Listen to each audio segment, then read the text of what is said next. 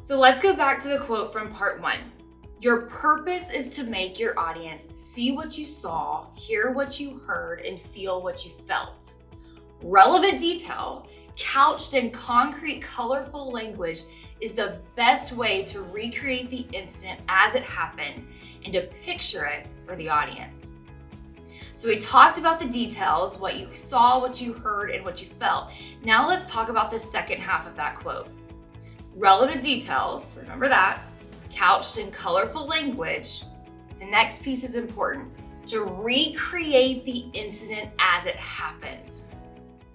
One of the biggest mistakes storytellers make is that they give way too much background information. If you're anything like me and you hear someone that says, so there's a lot of information you need to know first, I completely tune them out. I wait until they get to present day, or I wait until they get to something relevant before I start really listening. Your audience is the same way.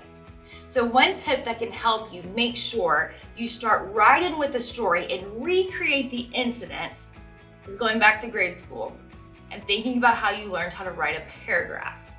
The who, the what, the when, and the where. Start there. Where were you? What happened? When was it? If you start at that point of the story, it will help ensure you're recreating the incident. And then tell those details that answer the questions, what did you see, what did you hear, what you felt? And then don't forget to end your story with a purpose. Never tell a story without a purpose. In fact, the purpose should be what's planned first. So let's put this all together. Let's say you've got a meeting and the purpose of that meeting is for you to communicate that you want your team to be more detail-oriented. Think back, what story do you have to paint the picture that being detail-oriented is so important? Don't be afraid to be personal here. We're nosy people. We like personal stories. It helps us connect and relate, but make sure there's a purpose. So once you know your story about being detail-oriented, then think, how are you going to open?